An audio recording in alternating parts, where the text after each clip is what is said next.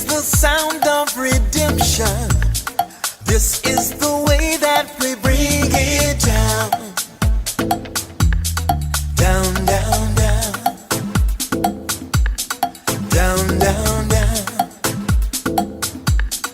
Down, down, down. Down, down, down. Down, down, down. Igniting the fire within you. Exalting the melody of freedom. These are the things that will bring it down. Down, down, down. Down, down, down. Down, down, down. Down, down, down. Down, down, down. So gather the faithful. Tell everyone to stand and shout loud. Shout loud. Shout loud. Let's bring it down. Let's bring it way down. Let's bring it down. Let's bring it down, down. Let's bring it down. Let's bring it way down. Let's bring it down. Let's bring it down, down. Down, down, down. Let me tell you, it's in the air. Joy is in the air. Love is in the air. Can you feel it? What it feel like? Freedom. What it feel like? Don't sleep on it, brother. You might get left, sister. Can you feel it? What it feel like? Freedom. What it feel like? Justice. No need to be counted, cause I am down. Down, down, down. Down, down, down. Down for the end of racism, for the end of bigotry, cause I am down. For the end of misogyny, that's right. For all the isms out there, just down, down, down. Let's bring it down. Rise up, people. No more foolishness, and let's bring it way down. Riding the river of change into the cries of contrition. This is the way that we bring it down. Down, down, down. Down, down, down. Down, down, down. Down, down, down. Down, down, down. We are the children of Eden, dancing and celebrating freedom. We are the ones that must bring it down. Down, down, down. Down, down, down. Down, down, down. Down, down, down. Down, down, down. So gather the faithful. Tell everyone to stand and shout loud. Shout loud. Shout loud. Let's bring it down. Let's bring it way down. Let's bring it down. Let's bring it down, down. Let's bring it down. Let's bring it way down. Let's bring it down. We've got to bring it down. Down. Stand up and shout. Stand up and shout. Rise together. Accountability starts now. The Eric Dawson Radio Show. Yeah. Rise up. Stand up, shout it loud. If you are not prepared to come to that table and to represent that voice, don't come. Because we don't need any more brown faces that don't want to be a brown voice. We don't need black faces that don't want to be a black voice. We don't need Muslims that don't want to be a Muslim voice. We don't need queers that don't want to be a queer voice. And if you're worried about being marginalized and stereotyped, please don't even show up.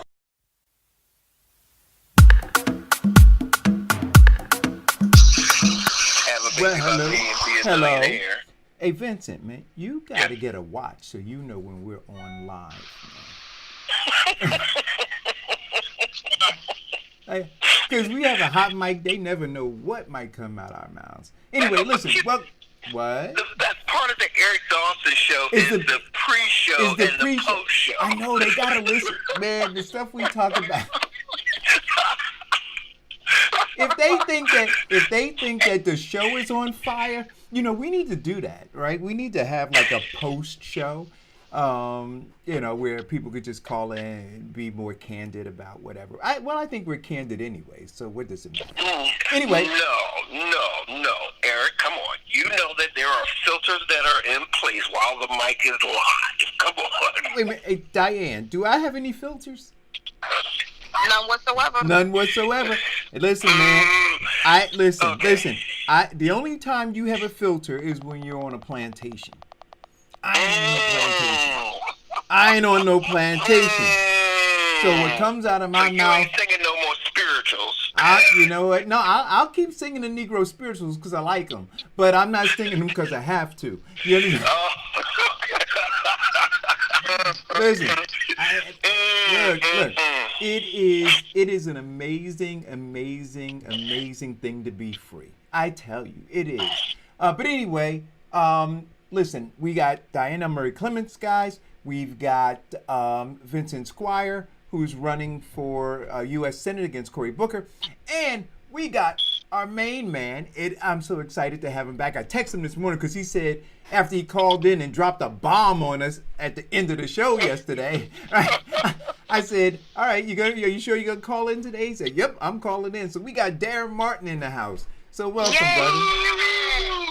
Good morning, y'all. So what's going on, everybody? It's Juneteenth. Diana, you're on fire on Facebook. Get that out of here. Let me tell you, I'm watering my lawn, and one of the police enforcers just stopped and asked me, just now, while y'all was talking, you coming to the event tonight? I said, get the F out of here. So I'm going to celebrate being free from slaves, and we got a mayor that could just write a law into place and end all of this police brutality. Black folks are stupid. That's all I got to say. Oh, wait a minute. Have you guys been getting the email from white people of how did we celebrate Juneteenth? Listen. Oh, well, Lord, no, but you know. I don't have no white friends. I know better. But wait a minute, but you know. Vincent, you gotta lower your mic. You gotta lower it, man. Listen, Juneteenth, reparations, Black Lives Matter, all of these things are high on Google's list of things that have been searched over the last couple of weeks. I mean, people are trying to figure it all out. But but here's the thing for me, and it goes back to what I said in the beginning, right? Education is key. And so if people are trying to find it, that means that they didn't learn about it. And if they didn't learn about it, why? So right now, all of these children that are going to these schools are being miseducated, just like all of the people who are currently searching Google trying to find out what slavery is, what Juneteenth is, what reparations are, what Black Lives Matter means. All of this should be it should be ingrained in the education of every student, primary education, secondary education, and beyond. Gotta learn it. They can't do that, Eric, because then they'd have to admit that America is built on rape, right, robbery, brutality. Hey, listen, but what did Marianne Williamson say? And I'm telling you, she was the most brilliant candidate for me on the stage during the debates. She said, there is a moral turbulence. See, what we see right now is exactly what she talked about. And you know what? We didn't have the courage as black people to be in support of her. I want to say that again. She was the only one speaking the truth. Well, no. Let me take that back. Because all these checks that you guys... Huh? Yeah. What? Yang too. That's what I was going to say. All these checks that you guys are signing and cashing and waiting on the steps for the mailman to bring or waiting to see if it got directly deposited in your account. Well, when Yang was talking about universal basic income, you all were saying, oh, I'm not down for socialism. Socialism? Or we're going to be like Venezuela. We're going to be like this one. We're going to be like that one. Do you understand how absolutely ignorant you are? And so now that you're feeling all the pain, right? It's all right. But you still can't bring yourself to call it what it is, right? America has no safety net, no social safety net for you because they don't give a damn about you. But Yang said that, didn't he? Yes, he did. And Marianne Williamson said what? She said, until this country... Hey, Diane, what was the movie? Color Purple. Until you do right by me. Until you do right by me, ain't no good coming. Ain't no good coming. Hey, you got to put your hands up and make that face. Wait, Diane, All right, you got to have that yeah. crooked finger too, right? Now, Pointing Diane it. getting ready to go shave, mister. Until you That's do, good. and you know I'm what? gonna shave him, all right. And Diane, every black person should wear a shirt that says "Until America does right by me." Yep, You understand what I'm saying, y'all? that's right. See, so it ain't about Juneteenth celebrating Martin Luther King, but it ain't about naming streets after people. It ain't about none of that because none of that moves the needle one bit. Again, all of that they have been doing, naming schools and streets and giving holidays is what they have been giving us. And we need to now start demanding what we want. Yeah, a holiday that turns into But wait a minute. Wait, we don't know what we want. Diane, Mhm. wait a minute. But Well, don't forget the upcoming Juneteenth sale day. But Vincent, we don't know what we want. You bring 20 we black do. people in a room together, and they don't know what they want. Excuse me.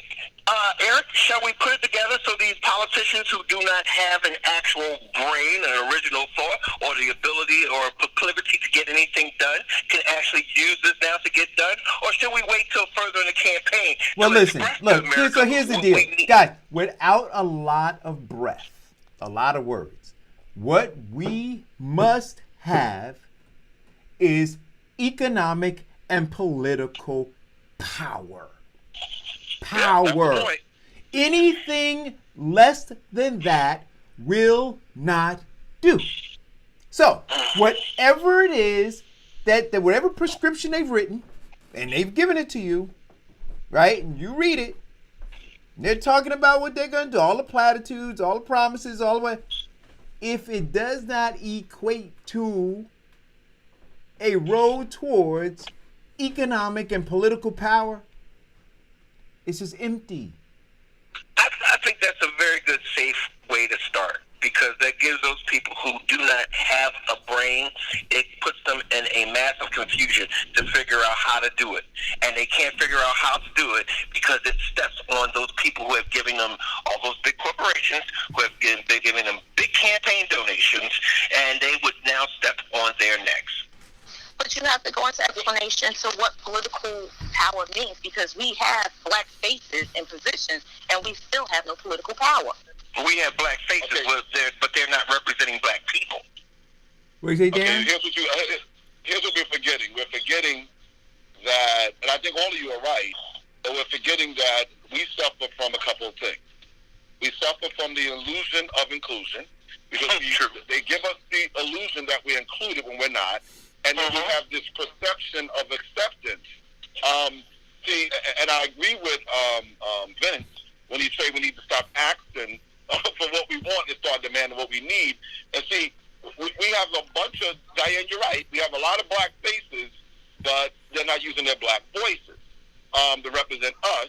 They're representing themselves and their family members and their friends and people they know, but they're not representing us. So we got to, and I totally agree with Eric that black people don't know what they want and or what we need. We have to really drill down on what we need, and it has to end with or be in that area or on the road going towards, like Eric said, economic, and political power. Without those, this is enough.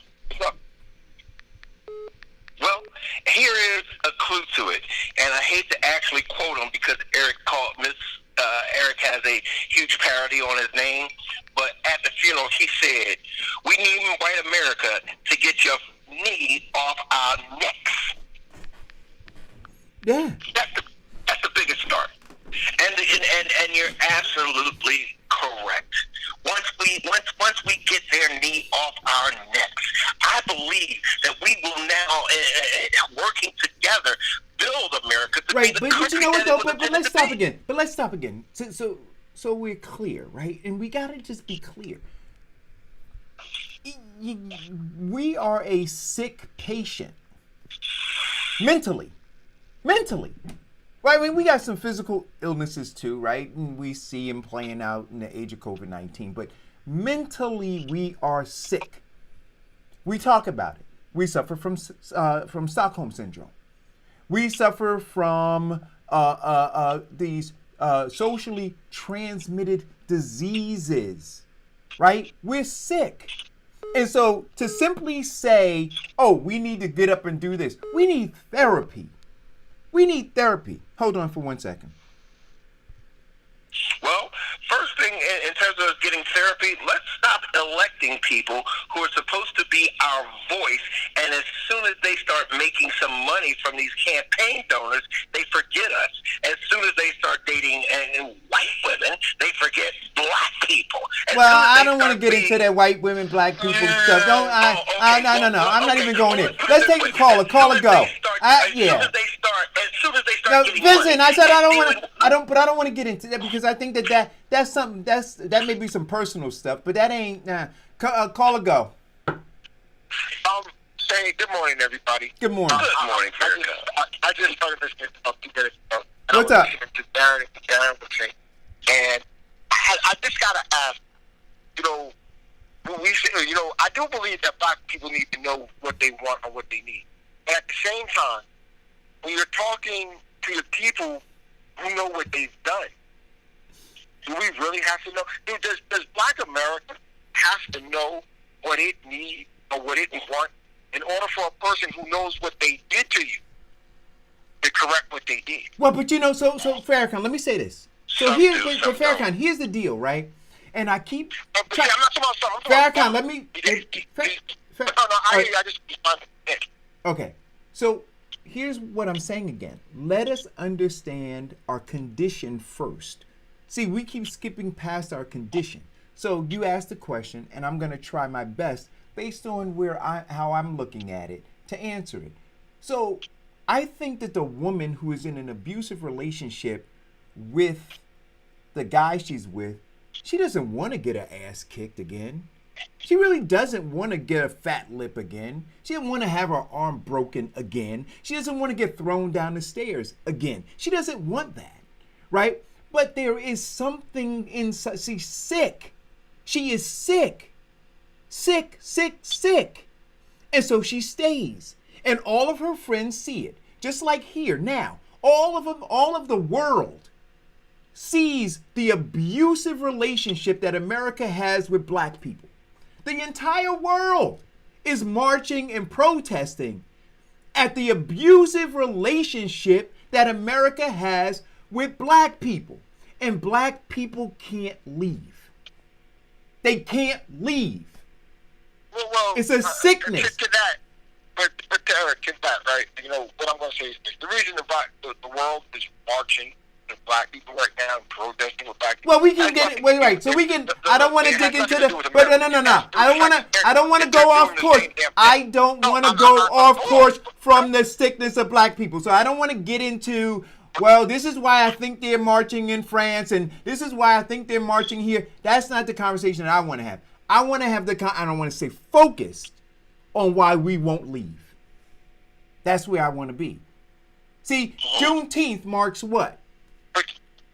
Juneteenth marks nothing. No, it did. No, that's not true. Juneteenth expressly marks a level of ignorance. No. But I'm saying. Yes, it does. No, yes, it does. No, you know why? You're missing what I'm asking you. Okay. I'm saying What is the origin of Juneteenth? Okay, the origin of Juneteenth Marks was what? marks the fact that Texas has now found out. No, I'm that- not talking about now. I'm talking about then. When the origins of Juneteenth marks what? I'm trying to give it to you, but I guess I'm not going in the direction that you want. No, you're going too long-winded, right? It's just very simple. History. It supposedly marked the end of slavery. Thank you. That's all I want, Vincent. It doesn't. I didn't want. Slavery ended before Juneteenth. It was the simple fact that Texas got it late. Right. That's the whole key. Vincent, stop screaming. Stop screaming. Okay. It was get on boot. That's what Juneteenth. Wait a minute, your phone is breaking up, The Farrakhan. United States of America.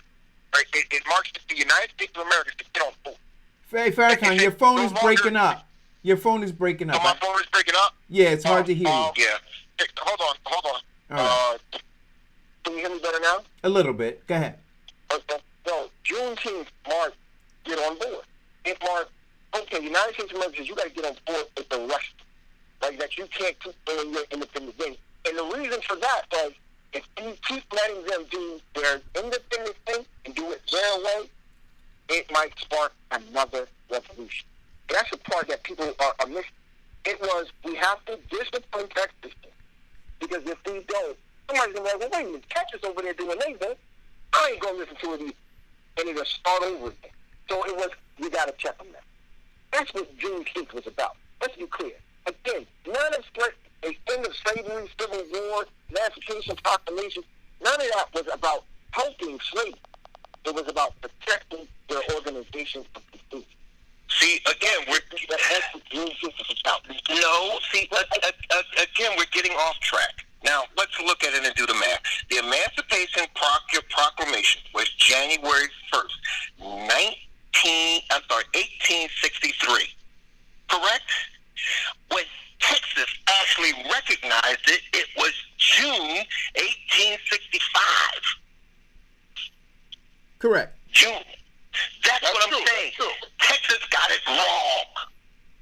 And we're celebrating that. All of slavery got it wrong, if that's the case. But let's not have a history lesson, because I don't really think that that's the point of what Eric is trying to say.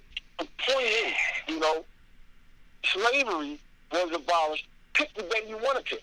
I was always supposed to be free. We just wasn't fight.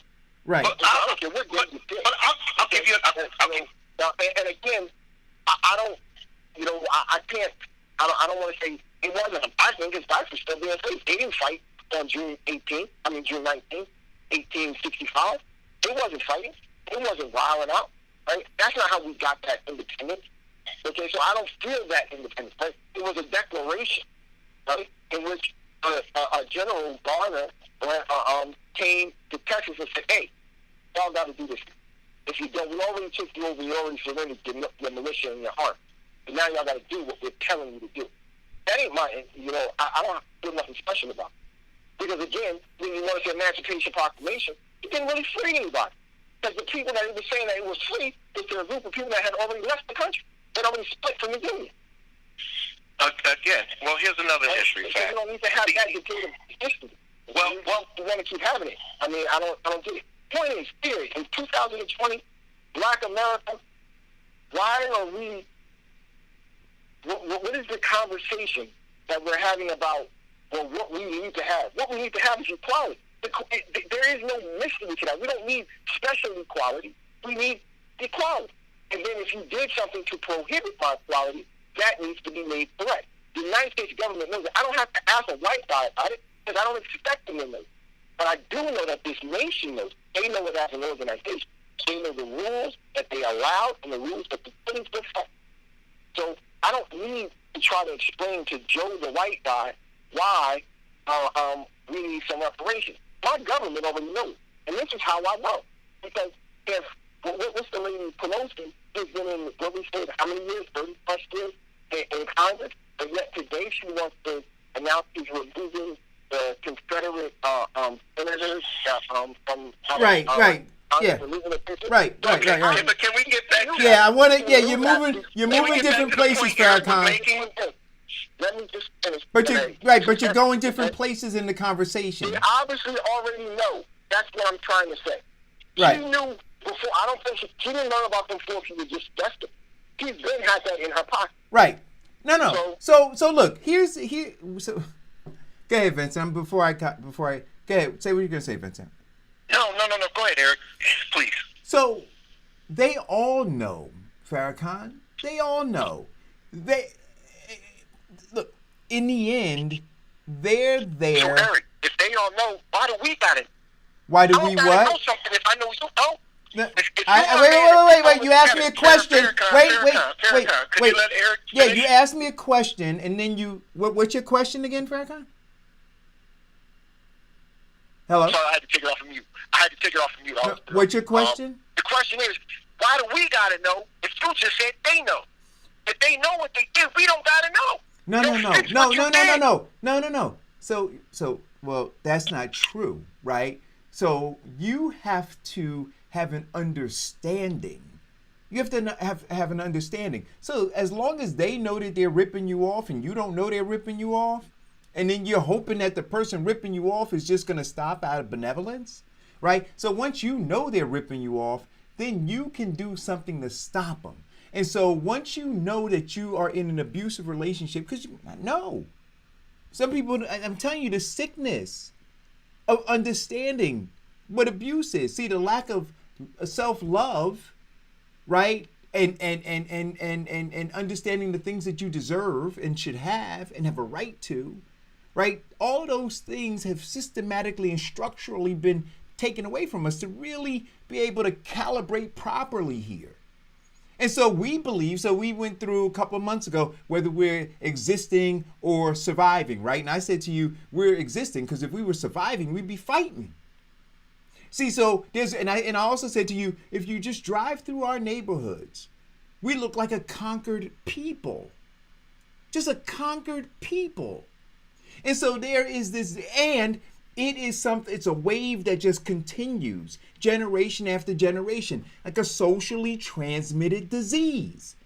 Like when I use these terms, I'm using them to try to create some connectivity so that when you see what you see, you can connect it to something.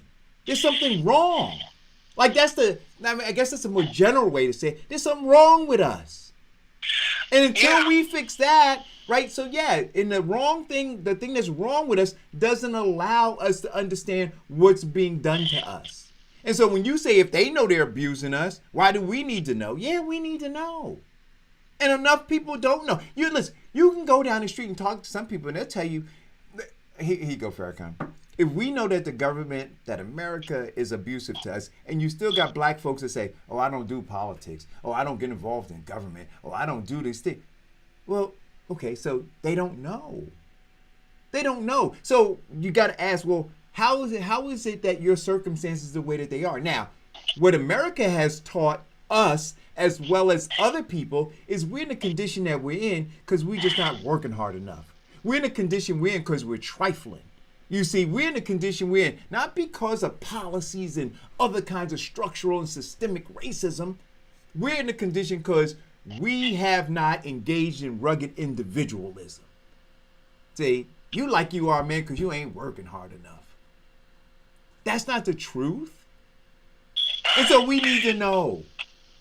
Okay. They know, and we need to know. Go ahead, Vincent. Well, first of all, that is one of the big things. Engaging in rugged individualism only actually helps and shows example of the individual. And one thing you always pull out is that collectively we're still failing. Second point, that Texas was not the only state to emancipate late. The state of New Jersey actually emancipated the slaves as late as 1865, 2 years later. So, okay. Slavery and oppression ingrained in this state that we're in. It's ingrained in the country. Listen, it is, but we said it, it's baked into the DNA. We know it, right? And every day we talk about it. And the hope is that the people who listen to the show go and share it. But what did she say in Color Purple? Ain't no good gonna happen till you do right by us. Nothing.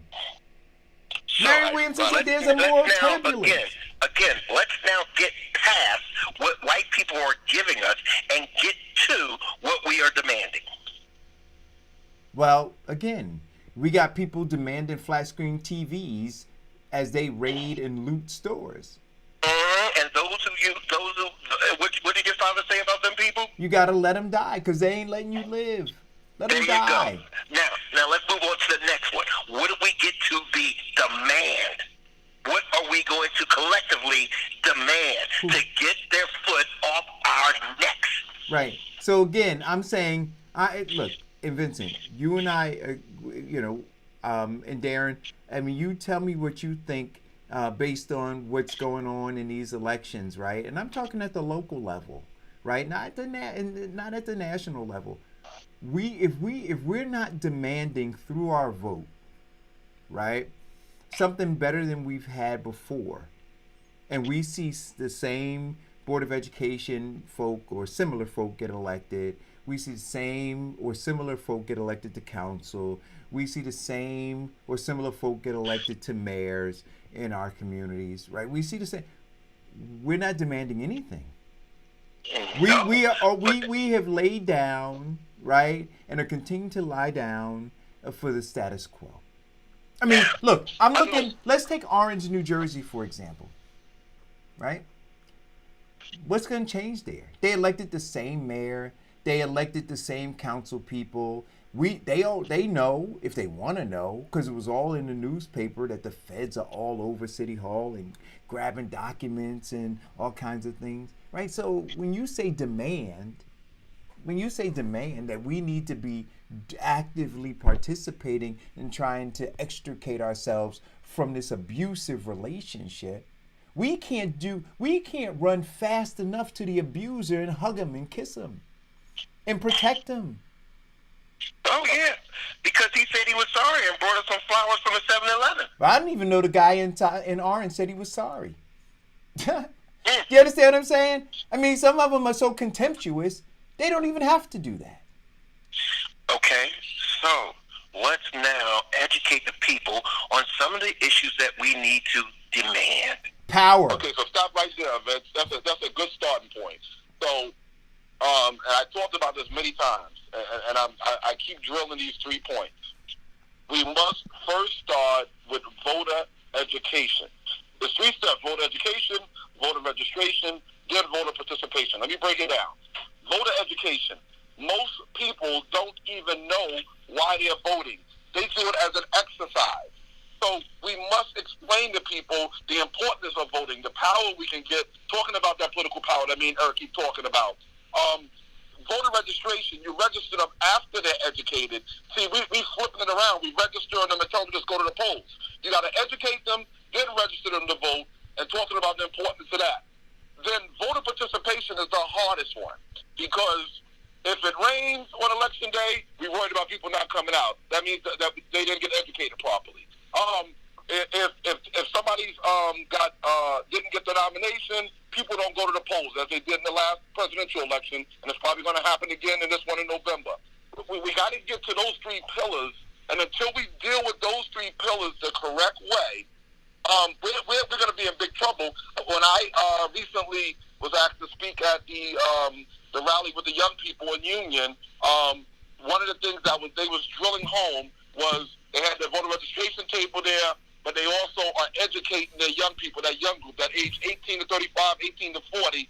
We got to make sure that they understand the importance of it and not just tell them, herd them to the polls for every election and saying, go vote for line A or line B or line D. We got to get back to those 3 pillars. And that's what we got to start there. Now, to substantiate what you and Eric both said, here is the importance of economic and political power. The Black Wall Street of Tulsa, Oklahoma had incredible economic power, yet they did not push for elections and being on the ballot or having representation in voting. So they didn't have the political power. Once their economic power grew to the point where white people were jealous and decided to take it by force, there was no political power and no laws to protect them or compensate them. That's the importance of our political power. So can I ask just one question? Because I've heard it twice from both of you guys. Mm-hmm. What's the consequence of the demand?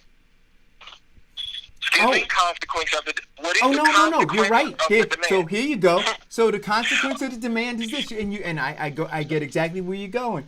So if we demand this, right, and they don't execute on it, we have to be willing and able, organized to move against them, to remove them. So if what we're demanding, not asking, right? So let's use words carefully here. So if we're demanding, and I don't think we are right now, of any elected official, right? You're right. All we've been doing is asking. Well, let me. We have to know. We have to learn how to but we can't talk over each other, though. We're taking. But we can't, again, guys. We're laying down and taking it. But guys, we got to show some discipline on the show and not talk over each other, right? So what I'm saying is this: if we're going to demand, then we have to say we're going to demand, and everybody's got to be on the same page to demand. And what we have to acknowledge right now is nobody is demanding anything.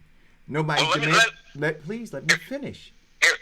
Please let's clarify this. Let me. So let's clarify this, Eric. A demand is a simple Vincent, negotiation from strength. Vincent, you just can't help yourself. Let me finish, please. Oh, I'm sorry. I thought you stopped. No, I didn't. So what I'm saying, you're cutting in and out. Oh, I'm sorry. So what I'm saying is this: we didn't demand anything when Murphy ran, right? Murphy said he needed our votes. We didn't demand anything. Then we got in office. He didn't give us anything. We still didn't demand anything. We just waited for him to give us something, right? Correct. And that's happening over and over again. So let's agree, and I agree with all of you guys. Let's demand these things, and then to your point, Farrakhan, if we demand them, and they say that they're going to do it, we give them a timeline to get it done, and if they don't execute on that timeline, then we move to remove them. I'm good with that. Can we all agree to that? Hold on, Eric. Eric, if I could add, help me over. Okay, Eric, you broke up when you said people to or something. My thing is, what is that consequence? What is what? I've heard lots of demands on this show. What is the consequence? Tell me, because if I broke up with Aaron instead of a minute ago, if I don't know how to give, you don't know how to give the consequence that you guys want. Let me, the consequence you've been teaching, Farrakhan, chill out, hey, chill out, man. Okay, just chill for a second. All right? Again, if we don't know how to use the vote properly, right, which is what Darren just said, we don't know how to be, we're not voter educated yet. How can we make the demand? We gotta know, we have to have the consequence of the demand figured out first. Right? If we don't, and didn't know how to do that, how to inflict that. Because all I've ever heard of the show is the consequence of the demand is vote them out. So if Aaron has already stated, and I didn't hear anybody inject to him or object to him, that we don't know how to vote properly, we don't know how we're not voter educated properly, then that demand doesn't work until we get that part done. So don't tell me to give a demand, and I still don't know how to get the No, the right, consequence. got it. Can I please now? Go ahead, Vincent. Okay, to back up what Eric was saying. I don't need you to back up what I'm saying. Just say what you're gonna say. Okay, to answer your question, Farrakhan, okay?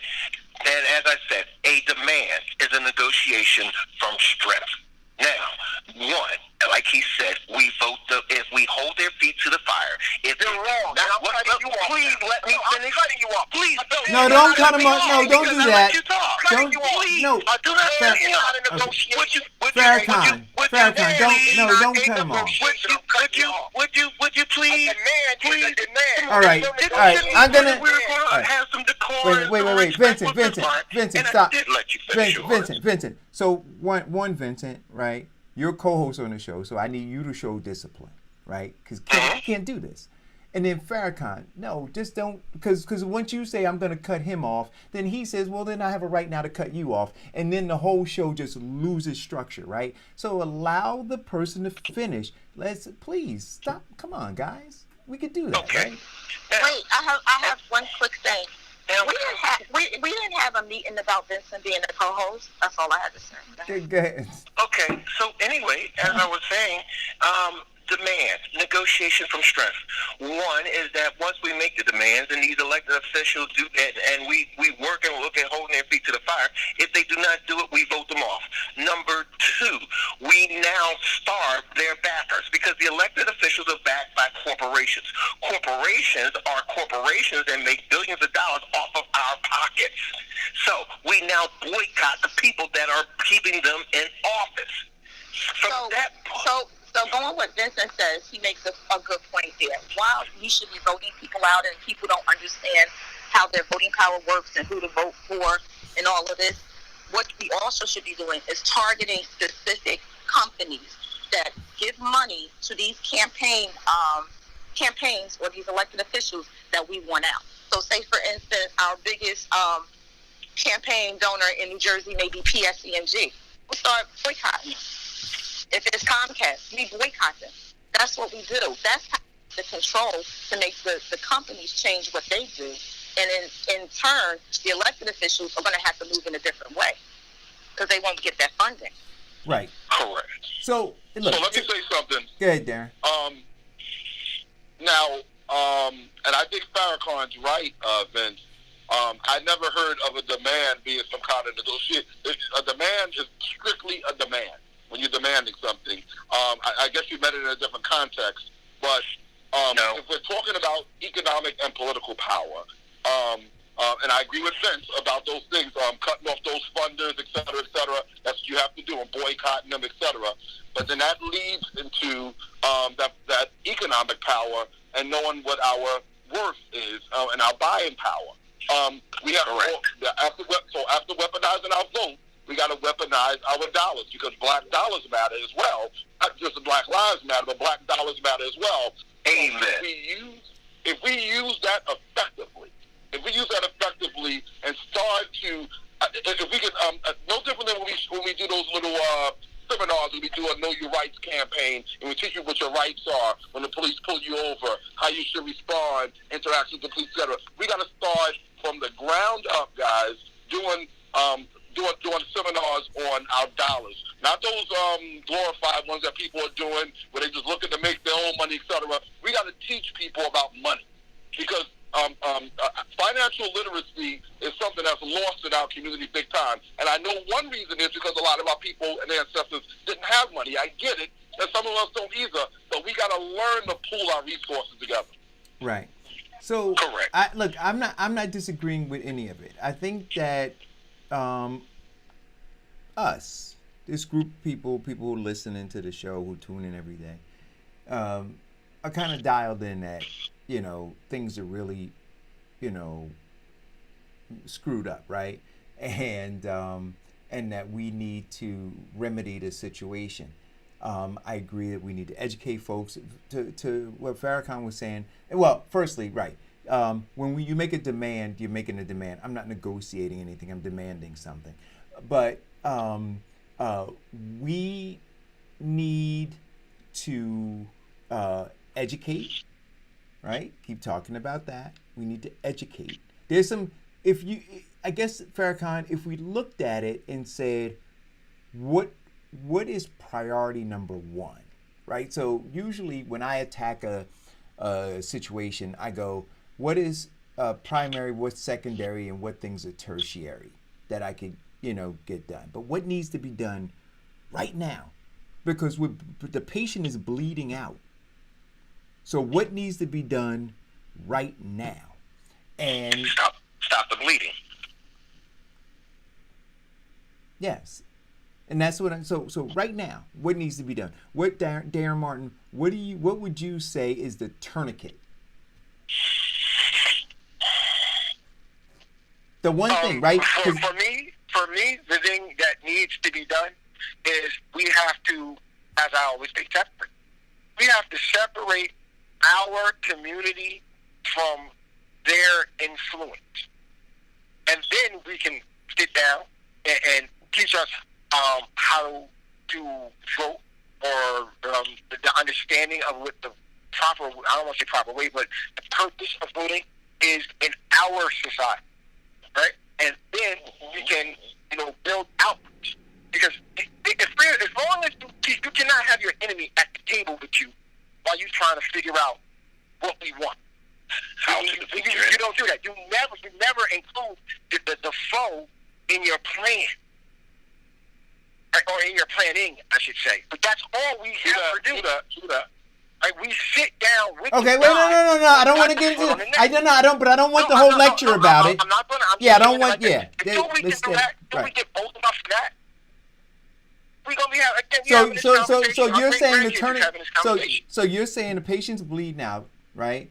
And the tourniquet for you is separation. Absolutely. Right. Absolutely. Now, Darren, what would you say the tourniquet is? I'm sorry, you asking me? Yeah. I concur. I was over here smiling. I totally concur with what Farrakhan just said. Concur completely. So Darren, question to piggyback on that. Would the first thing as a union person, what would y'all say if this was a union issue in a group that said we didn't like management and our management being our government? What would be the first thing that you would tell them to do? Well, in union, it's a lot different because, and I wish I knew this before I moved here, we don't vote for our mayor in union, which is something we're working on now. No, not union the township, union being union laboring. Oh, labor union. Oh, you're talking about the labor union. Okay. Labor union, sorry. Labor union. Oh, okay. Well, labor union got a long way to go because first we got to deal with, the first thing I think we have to deal with labor unions is you still have at the top of a high percentage of unions, I don't know what the percentage is, I guess I'll do some research on it, white, pale, instead people at the top. Although, when you look at their membership is predominantly black. But at the top of those high up positions is mostly white, pale, and stale people. That's the first thing I would tell unions to work on. So then the first thing that we should be requesting in governments and corporations is a change in diversity and really including, there should be a certain percentage to represent corporations that represent the community or whoever they're servicing or customers? Well, if I can add to what you're saying, Diane, I agree that we should push for diversity, but we should not let them choose which black person that would represent us. We should be able to choose it ourselves. One of the big problems that we run into is that these people, our enemies, get to choose who represents us, and they sell us out 9 out of 10 times. Wow, I'm going to agree with Vince right there, but the reason is because we include them at the table. See, that's the problem. Our enemy is helping us or giving us our choice. We got to get them out of the table, separate from them, and then we can do it ourselves. But we can't do it if they're influencing. So you're dead right, Nick. Right? They are giving it to us, but they're only giving it to us just to keep letting them be in the conversation. Correct. So once again, we are not demanding anything. We're taking what they give us. We need to change that mindset now. Right. To demand it. We've already said that. And a demand isn't a negotiation. Get out my house. Mm-hmm. There you go. Eric? Yep. No, I'm listening. So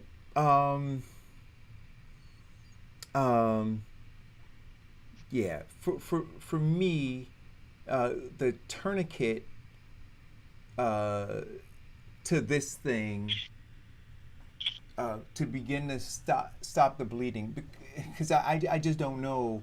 I'm not saying that somewhere down the road you create or as you're working on a secondary or tertiary step to create some sort of separation if that is what's deemed necessary, that doesn't occur. But while you're trying to separate, right, all of these issues that are impacting us just continue to impact us, right? So my concern is if you look at a timeline of separation, by the time you get to that point, where will the patient be? What will be the condition of the patient at the point that you finally get to the separation? And so I think that to preserve health and life of the patient. As you're looking to do that thing, there need to be some more immediate steps that have to happen. And I think that those immediate steps are at the local level of government, right? Which is why I keep saying I'm not looking at the federal level. These mayors, these council people, they can take some very immediate steps to begin to assist, right? Even if you're working over here on a transition to separate. These local politicians, these local lawmakers could work to keep a lifeline, right? Or keep the patient intubated, if you will, right? While we're looking to separate. But if you don't have that intubation, then the patient's going to die. The patient's going to die before the separation occurs. I think in New Jersey, the first step that they need to take is to go back to the Homicide Commission and enforce it. Make it so that all elementary, high school, middle school, colleges have Black history, and not just for some students, but for all students, and for the teachers. Agreed. That's something immediate that can happen, like tomorrow. It'll start with the September curriculum. Yeah, I think Black history should be every day, not just, February. But if I could, in terms of what I would do to make for a tourniquet, mm-hmm. I would revise a reparation bill, which actually includes things like 1, economic help, 2, easy access for businesses and loans, 3, make it a modified hate crime to actually federally prosecute people for bias, racism, or any of those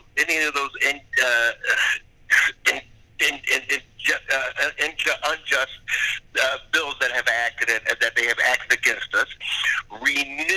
Restore a criminal justice system with 1, bringing in more Black judges, 2, reviewing some of these cases, and if there is bias or if there is intimidation or any leverage racially that they have, releasing them and paying them for locking them up, and 3, most important, doing something with these small towns where these white cops could just stop pulling us over and getting $200 out of us every time we got to go to court. That would be my tourniquet. Oh, I'm sorry. And I agree with Diane with school as well, including that in the process. We have to now start attacking the source instead of treating these symptoms. The biggest source that we have, and the reason that their knee is on our neck, is because of this institutional, systematic racism. You were doing good, Vince, and then you went 3 sentences too long. Okay, well, I got 3 sentences up, and I'll be in Diane's good favor.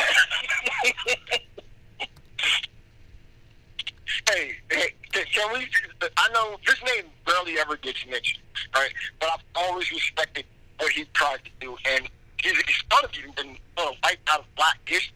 Barely ever hit the best thing done. Mayor Jackson, that man created the Black city model that we try to say. I mean, Negroes is being Negroes for sure in the land. But if it wasn't for him, you wouldn't have this new Black Mecca we call that man. And his model of what it was he was saying is what we have all said today on this show. And his name never gets he never gets held up to the standard in which he should. Now, we can say, yeah, years as a politician, I'm sure he's got some negative dirt I ain't even questioning. But I know that man should be a Black hero, and he isn't. And that's part of our problem, because as they said, and as everybody said, people letting these other people and negotiating with them. Right? That's a man who gave us a formula that 30 years later, everybody trying to move to Black and trying to make some moves, business projects, trying to go at it. He knew that until you got the money issue right, until you got the percentages right, until, okay, you had a Black town, and then whatever employment, whatever business, whatever federal money, whatever city money, It needs to be based on population. Population is majority black. Associate that job, associate those contracts. And that's how we do it. We got to get the money. You can do all those other things, but it don't matter without the money. Most people ain't never changed much enough. Well, we did the thing with the money. And there are some issues with the money. I think with the money should come a level of counseling and training, because the only thing that's going to happen if we just give people money blindly is that they just once again become blind consumers. And, you know, everybody getting their big flat screens and they roll. And wait a minute. What are you talking about? What money needs to be monitored, Vincent? Well, when you say giving money to who? When we're talking about reparations and giving money. Okay, so you going to tell me how to use my money? You can't tell me what to do with my money. No. You can't tell. I can't tell you how to spend your check if you want to buy a big screen TV or an electric bicycle. That's not where I was going. What I was saying is this: is that if we're going to do that, then we should give them some training and additional information so that they have options of understanding how to make their money powerful and work for them, rather than just going out and blindly being a consumer. Now, look, I understand when people get money, it's time for me to, step my game up. It's time for a come up. But a portion of that, not all of that. A majority of it should actually be used to work for you, so you're not working as hard, or putting something in a situation where you can gain or set up something where you're now putting your family in a position to have generational wealth, so that we can stop being at Eric's list called the bottom. Yeah, I agree, and that's why I mentioned earlier about weaponizing our dollars. And as you eloquently said just now, Vince, we got to deal with the financial literacy piece, because until we teach people what to do with the dollar, just blindly giving them money is just like us blindly going to vote for these candidates that don't represent us. Hey, Darren, is it that we need financial literacy and education? I'm not saying that we don't. Or is it that we need infrastructure? And by infrastructure, I mean financial infrastructure. In other words, we need 10 ways for the dollar, the black dollar, to circulate the black city. I don't care if black people speak English. As long as they spend it, or they have the option to spend it with other black people. See, what we have done is we are in a country in which we don't have the option to spend it easily amongst the spread out nation, where the dollar circulates repeated among black people where it goes out. That's part of the financial literacy that he was talking about. So could you finish with the other point, Darren? I was kind of liking it. Yeah, so, and don't get me wrong, Farrakhan's right. As Eric always says, we got to be able to walk and chew gum at the same time. So it has to be, everything we do as black people has to be multifaceted. So somebody on this end is doing a letter writing campaign. Somebody over here is doing the emails. Somebody's dealing with the day-to-day operations. Somebody's dealing with going door to door and actually talking to the people. Somebody's doing the gatherings or the house meetings, etc. This is how most organizations and effective organizations are built over the years. And like we're on this phone right here, there's going to be disagreements about how to get there, how to get to certain destinations. But long as we end up on the same road, or at least that same destination, I think we'll be fine. But we got to get started, because all of us on this phone, the ages that we're at, we probably won't live to see it come to fruition. Right. But we can at least plant that seed now, so our kids and our grandkids and their grandkids, etc., generations from now, they'll be able to get something done. Well, you know what, Darren? What I'm going to say is this. I think that one of the very first things that we have to be committed to doing is literally removing those who are within our community who are working against our interests.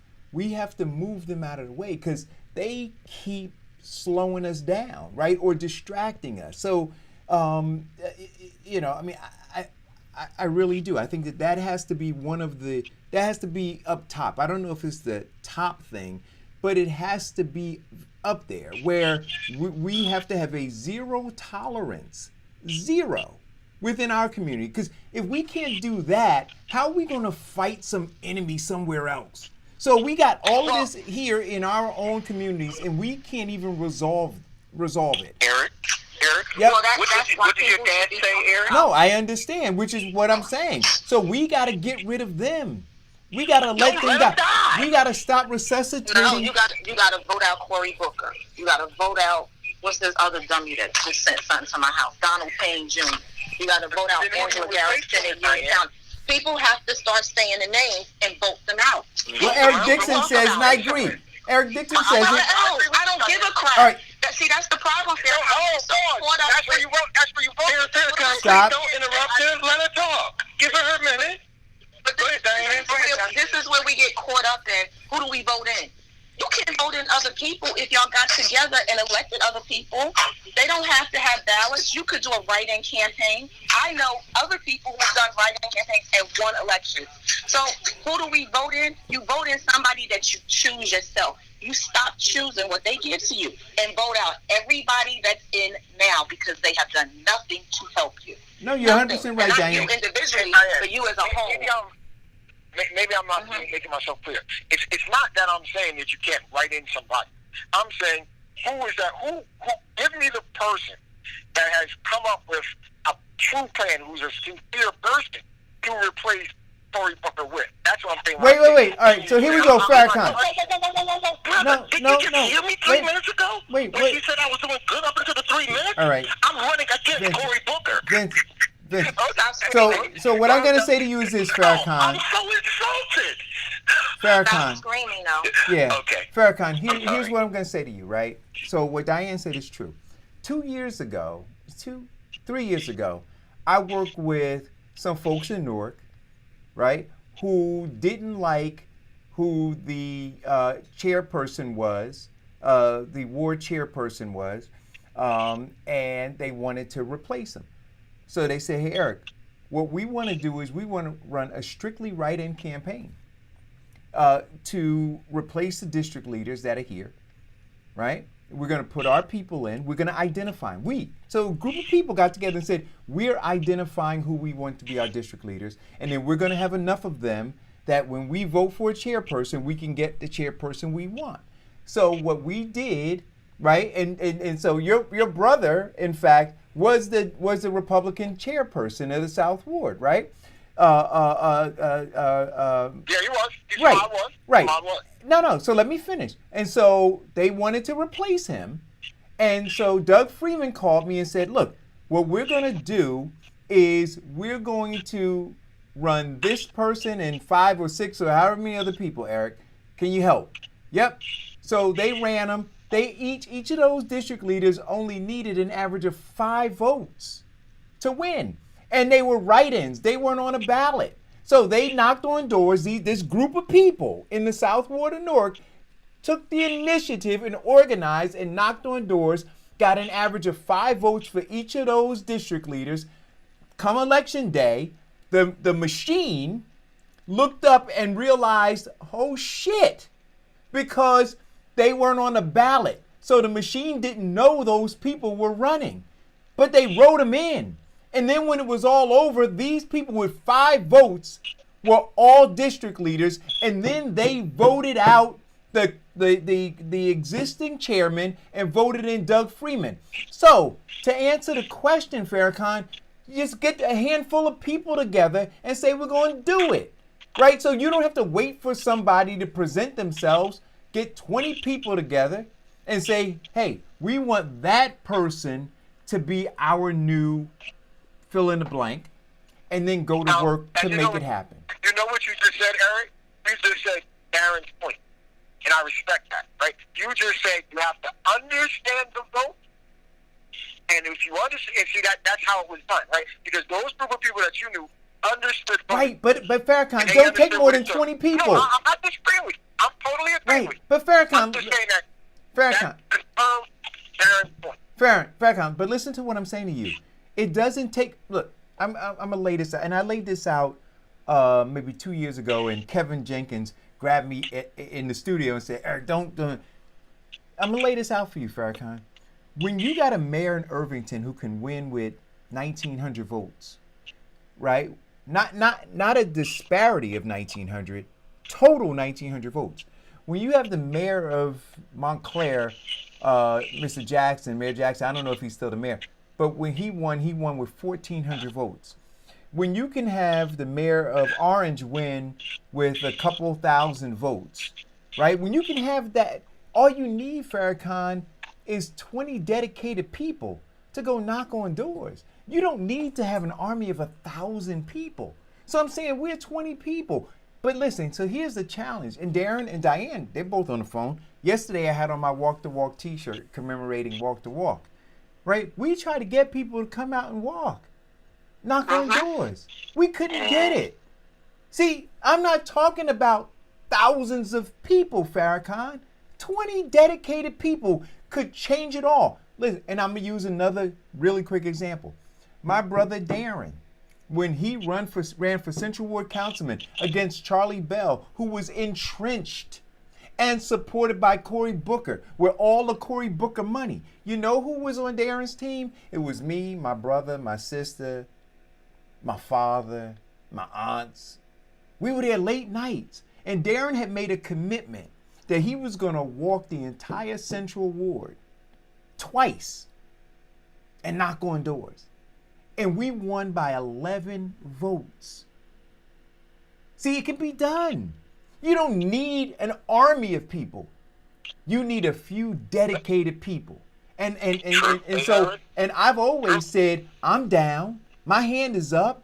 But when I look behind me, Farrakhan, as I'm going into that dark alley to do battle, there are very few people with me. And the ones who start off with me, they cut and run. Do you understand what I'm saying? So we gotta identify those who are cutting and running, and we gotta kick them off the island, right? And then we gotta identify some people who got some goddamn backbone, willing to stand up. Next time you want to walk, Eric. Next time you want to walk, please don't do it on Saturday. That was my problem. I was like, that's my main day of the week. Oh no, listen. I know that you listen, Farrakhan. So the next time, on Sunday, I don't care. But when you talk Fridays and Saturdays, I'm like, damn, so I can help him, but I can't him. So I wouldn't mind being there, is what I'm saying. I'll walk the walk, but I got to do it on the day after Saturday. I'm sorry. But my point to you is this. But my only point to you is this, and Darren can attest to what happened in Union when they unseated all of those elected District leaders. right up there in Union. Those guys walked. I mean, you didn't have armies of people, did you, Darren? You just had dedicated people.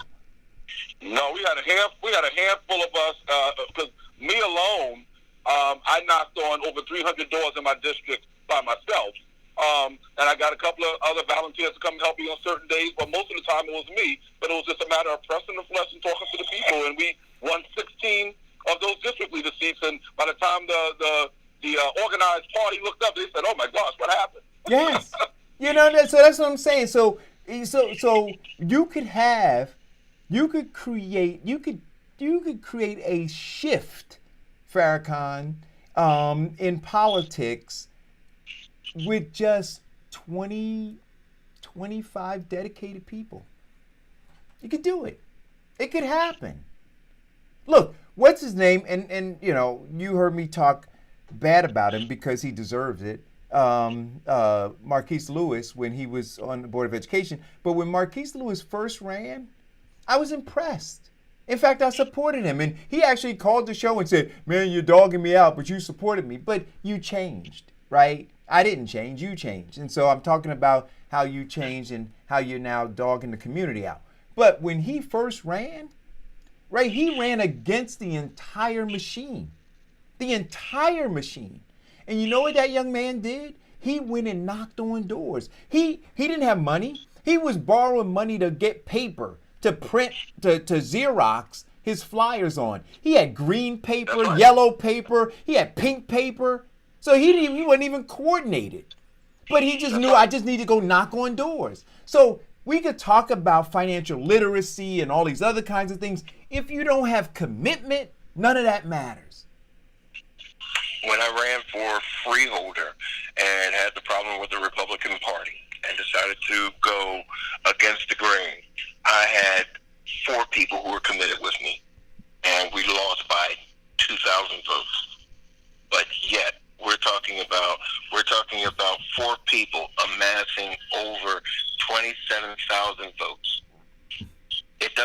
take a large army. It just takes those people who are committed to the fight. And I think that while we're waiting to build the long army, right, the big army, because that's what we're doing, right? We're waiting to somehow, like, all of a sudden have this massive room with thousands of people in it who are singularly focused on something. No. Even the founders of this country, right? How many of them was it? How many of them was it? Got in a room and said, "No, let's get this done." Okay. So you don't need to start it. You don't need to have you just need a handful of committed people who say, you know what, we're down by hook or crook. We're gonna get this done. Because Jesus Christ changed the world with just 12 people to start. You just need people who are committed to the cause. People who are just sick and tired of being sick and tired and want to do what they can to make a change. People who are just, saying that, you know what, I can't have my children and my grandchildren living in this world the way it is today. And it's up to me to make that change. That's all it takes. But part of the challenge in our community, in fact, you've witnessed this, right? This has been... this whole experience for me has been very, very enlightening. And you've witnessed some of it. Through this platform, right, we try to engage and empower people. Inform, engage, and empower people. And we've empowered some people. We've made some differences. We've had folks who have had the knee, the proverbial knee of the institution on their necks, and we brought the institution to their knees in order to bring justice to individuals over the course of us doing this show. Those individuals, though, Farrakhan, right? They were not honest brokers. That's the word I'll use. They were not honest brokers. Their intent was never about the community. Their intent was self-serving. And as soon as they got a come up, they showed their true hand. And so part of what we have to do is, so when we talk about what's the consequence for the politician, we got to talk about what's the consequence for them. See, but we allow them to live among us after they do that to us, right? We let them stay here. We defend them. Oh, they're not that bad. Oh, and we make all these excuses. We have to recognize that behavior, that dishonest, disingenuous behavior as being more than just dishonest and disingenuous, but dangerous. And we have to remove them too. We have to clearly define what the consequence is. You come here, you want us to leverage, because now what you're asking us to do is take time away from trying to build to assist you, right? And the assumption is that you're part of the team, and that, when we do this, you're going to reach back and give back. When you don't, there's got to be a consequence, right? You got to know when you come here and you're asking for assistance, you're asking for that there's something attached to it. And when you don't deliver that thing that's attached to it, we got to come at you with a 2x4 upside the back of your goddamn head. And we don't do that. I like it. But we don't do but that's all I've been asking. Right? That's all I've been saying. What is the consequence of not only your help, but your demands? Everything has to have consequence. Right? Nothing worth doing doesn't have a consequence. Correct. Right? You know what I'm saying? It has to happen. So I don't care if it's who. So every aspect of this, it has to have one. Everybody that joins, that says I'm down, and then does something funny after they get in, or fails to do their part, there got to be a consequence to them. There's a consequence for everything. So my thing is, we need to know what those consequences are going to be. Right? We need to so that people understand, because it's also the way you check you. Right? People move based on the consequence. Like, there's some things that, I didn't do because I knew the consequence. I was like, man, I ain't going to do that because I know what happens if it goes wrong. So you walk away from it. Right? And the other things, I'm like, I ain't worried about that. You know what I'm saying? Things like, if that happens, so what? I don't worry about that. I'm good. You're going to do it anyway. And you have to know it. As we discussed earlier and said it earlier, see, the consequences involved with these politicians is the simple fact of this. We are now realizing our power. We are now realizing the simple fact that we have Wait. Who's realizing power? Oh, okay. Nobody realizes that they have economic power now? Who? Okay, well, okay, but anyway, before we start sidetracking my actual comment, can I finish it? Go ahead. The consequence, again, would be this. If they are not living up to their promises that they gave us, we will now organize against them, not voting for them. And we will now organize against the people who have been financially supporting them. We will start boycotting these corporations. We will start protesting and marching on these certain groups. We will start actually petitioning that people now be removed, impeached, or just being not fit. Our voice, our individual power, and our dollars is our biggest consequence for these people who are supposed to be serving us. When we start realizing, as they said, that, you know what, we are the labor force, and they want us to go back in the midst of the disease, that we have power. When we start realizing that people are now crying because we're not spending our dollars in their stores, that we have power. When we start taking that power and leveraging it for our advantage, now we have power. Right. So you started your statement by saying we recognize that we have power, and I asked you, who's the we that recognizes that? Okay. Who on this phone right now recognizes? Oh, you're talking about power in our vote? Oh, no. I'm saying so. You're talking about the five of us. Okay. We know we do. Okay, so now everybody knows that in media, there's the thing called the representation multiplier. So that basically means that if you get a bad letter from one person, that is represented by 5,000 to 10,000 people. So that's five of us, which means that there is a strong chance that multiplying the five of us times 5 to 10,000 people, that's 25 to 50,000 people at the sound of our voice that recognize that they have power. Well, take my 5,000 out because my people are still fighting me. They just get then you know what? Take my 5,000 out. Take my 5. I'll tell you, Vincent. Listen, my 5,000 is. About. The problem with and I agree with you, right?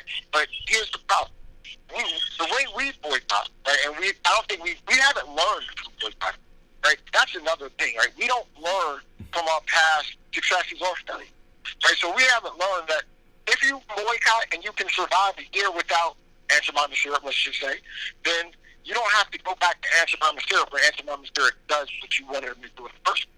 What are you talking about? Continue on. Continue on. Like, we don't do that. After 18 months of being up on them, we jump back on it. Right? Come on. Be fair, Kyle. Get it out. Right? And that's the problem. So our economic power, it's all anybody has to do to fight out our economic power is say okay. Then it doesn't matter. We have to build something of our own. Okay, well, let's look at we don't realize we have economic power. P. Diddy had Chris Style publicly and personally apologize to them. Jesse Jackson had Coca-Cola change the entire structure of their corporation by boycotting. Nike, oh God, just to mention what Kyrie Irving said, and LeBron James had now said that, okay, we're going to start giving millions away to helping people with Black Lives Matter and criminal injustice. We don't realize that we have power?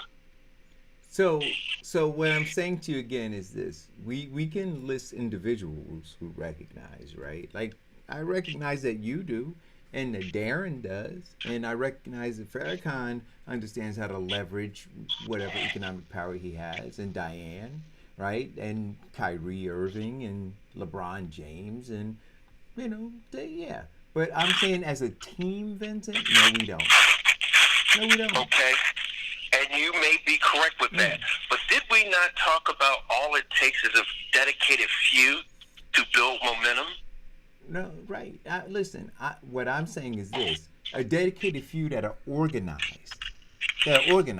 So I'm not organized with Kyrie or with LeBron, and I don't know that the two of them are organized with each other in whatever the effort is that they're embarking on. Let's take this call. Hello, caller. Hello. No, I got cut off off the island. Oh, okay. So yeah, so I don't know that they're organized, that there's some concerted effort, right? So they may be doing some individual things, but I think that there needs to be some organized effort, right? And and that's the part that we're working on, organizing the effort, the grassroots, okay. the ground zero. I'm waiting. Okay, so hey, look, My I'm root in beer this is fight. chilling, and I'm waiting. I'm in this fight. All I want to know is this. And in fact, this is what happened when I talked to my group last night. I expressed to them, look, I'm in this fight. And in this fight, being the lead person running for Senate, there's going to be some attacks. So what I want to know is this. Are you going to have my back? Because this ain't going to be the race for no sissies. This is going to be the race that people are going to have intestinal fortitude because we're going up against a powerful machine. And I'm not saying that it's going to be easy, but I am saying that we stick to it, we can win. Yeah. That's what you should be saying. So now that you brought up Vince, LeBron, and Kyrie, I want to know what everybody's feelings is about that whole. I guess I'll call it a spat that they have in where LeBron is the king, and everybody usually looks at what he says, etc. And the NBA usually follows what he says. He's saying they need to be playing. Kyrie's saying, and Kyrie and a group of people saying they shouldn't be playing because it distracts from what's going on, and we should be demanding this and demanding that, or just starting our own league. I want to hear you guys' position on that. So can I start? Your name is on the marquee. We are. So let's start off by saying this, right? All together now. We are and have always been the commodity to their wealth and power. So, having said that, I say to end their power, we have to stop being the commodity. So, not playing starts that process of ending their power. If you go and play, all you're doing, part of it is distracting, but you're feeding the very beast that we're all saying we have to destroy. Right? So yes, it requires for some, and I know, some guys, because I know this, every athlete's not making what LeBron James is making. So you got some basketball players who are making $100,000 a year, right? And they're trying to figure out how to pay their mortgage. I got that. But there's got to be, at some point, people have to be willing to make sacrifice. And those who are not willing to make a sacrifice, what they're saying is they're trying to drag you back on the plantation. And those who you won't let die won't let you live. They'd rather drag you back on the plantation so that they could eat a little bit than to sacrifice so that everybody can at some point eat a lot. And so I agree. I think that they should. I don't think that they should be playing.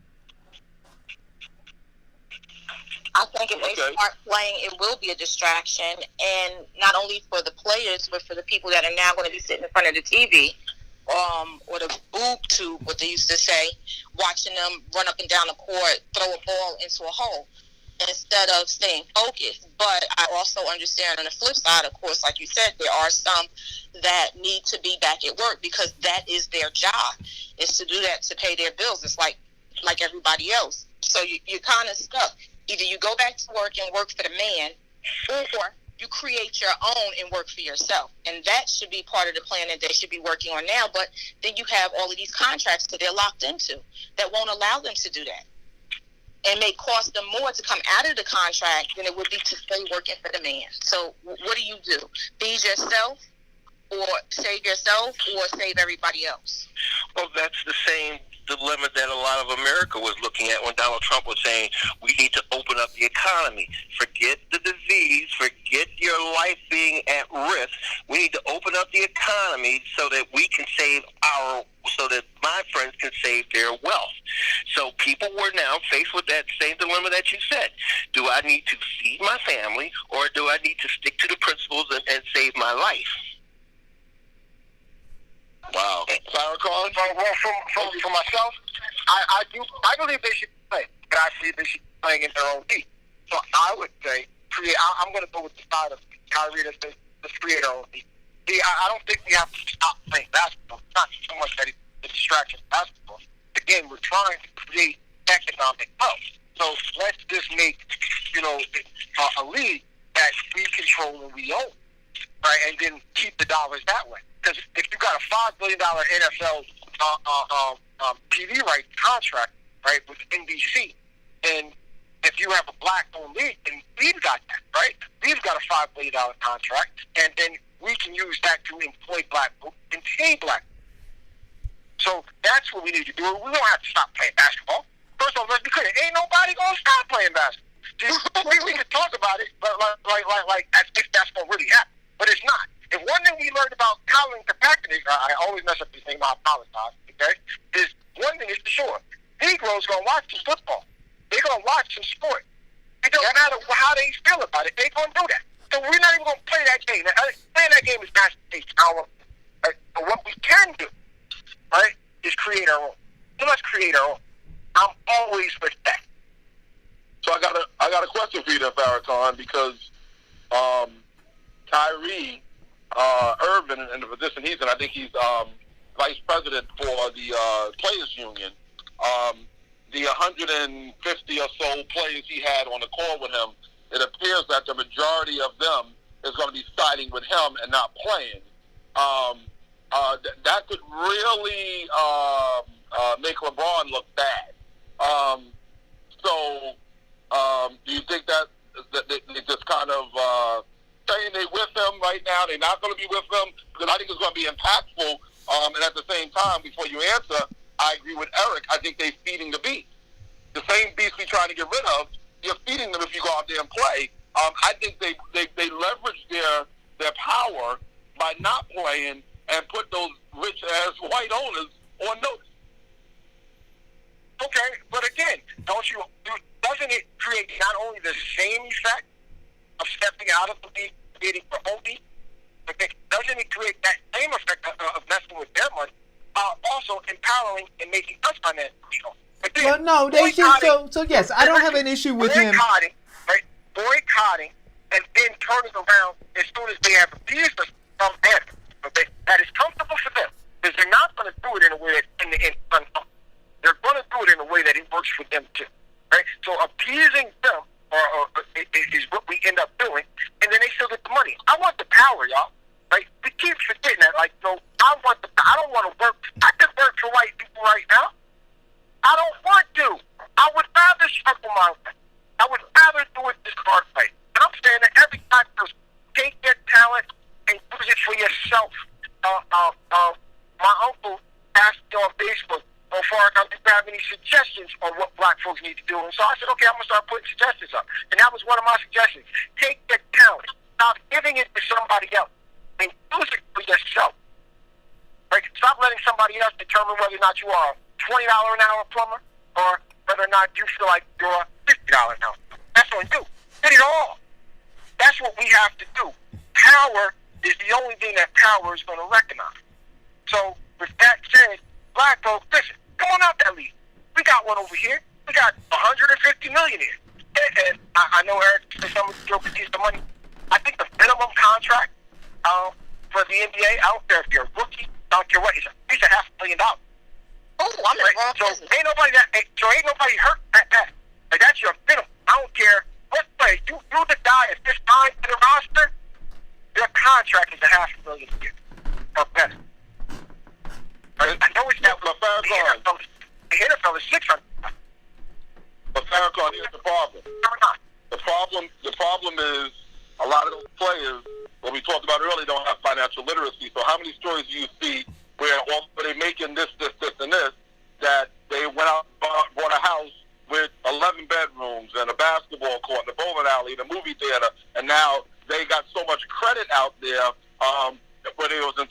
that money. So that's a little different. A lot of them don't understand money. Those young guys get the money. They got some nice salaries, but they don't understand the money.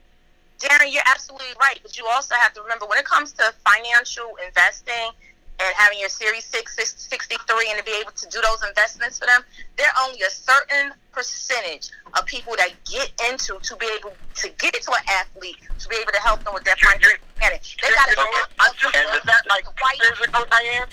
That like I just learned that about 2 years ago, 3 years at the most. I was watching a show, and apparently, in order to be an accountant, like for an NFL player, you have to be qualified at the NFL. They tell them who they can put their money. It's the same thing when they were having to fight when I believe it was LeBron James was having to fight about his sports manager, his management team. They have a system so freaking tight. They don't allow, there's so many rules and policies, they don't allow black people in at all. And if they do, got one or two. So when you're talking about they should start their own, the Women's Basketball League did, they should start their own. Put their money together, and there's other investors out there who are not white, who will contribute into the system. And I think they should have their own. Why keep giving them back money? That's right. And to answer your question, the league minimum for the first year is $1.4 million. Damn! You know what I'm saying? Like, so can't nobody in the in the NBA that told me they signed a rookie contract, okay, and then paid for a year, cry about how broke they are. I don't care about it. If you got $1 million in 1 year, $1.4 million in 1 year, even if you had to give away about 40% of that, I suppose, right? So you're still coming in right under $1 million. Now we're talking about collective power.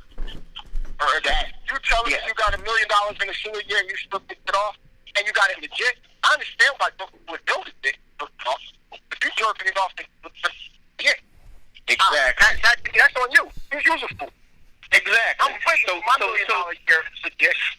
So looking at what he said is that we've got enough collective power and financial power and that we could buy attorneys and start our own league and hire black coaches and really do, like the ABA only better. I think that's a very accurate and true statement. And he's scaring the crap out of all these white people right now. Yep. I believe that I have to go along with him because the math does work. And as Diane said, that makes it more of an inclusion of these black agents and attorneys who can represent them. Which gives us more power. That's more of an inclusion of them being more entrepreneurs and choosing who they can use to endorse them. And instead of endorsing these large brands that they, give them exclusive contracts, then use them to help small businesses. They can endorse Diane Murray's insurance. Right. Now, staying in that same... Go ahead. Yeah, finish. No, go ahead. Okay. Staying in that same vein, we talk about power, economics, etc. What's you guys' position on this whole theme of defunding the police? Because it means a lot of different things, and I think people I see mayors coming out and saying things like Raz Baraka. They still have a consent decree from police being inappropriate in Newark. That was signed years ago and put in place years ago. I see Jersey City mayor coming out and saying, like Raz did, that he don't agree with it, and he got a horrible police force over there that's doing inappropriate things to police brutality.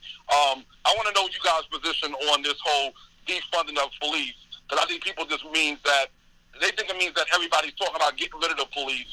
Nobody on this phone can tell me that you can't reallocate some of those millions they're getting to go somewhere else that can help out with de-escalation of residents and really doing some real meaningful things in the community. But I want to hear you guys' points of views on that. Hey, can I just say one thing real quick? Darren, I'm guilty. I was one of those people that when I first pulled up, I thought that was crazy. And then as I understood it, I was like, okay, but now here's my thing. Do you really need to defund the police or get the police department that's funny so that you can give schools more? I don't think so. They want to give the schools more money, they can do that. They don't have to defund the police to do that. That's my thing. Well, the simple thing is this, and what we're running into, and I know that Diane could probably confirm or, straighten the concept out a lot more than I could. One of the biggest issues that we run into is that the huge power with the police is that they have the union and in their negotiations.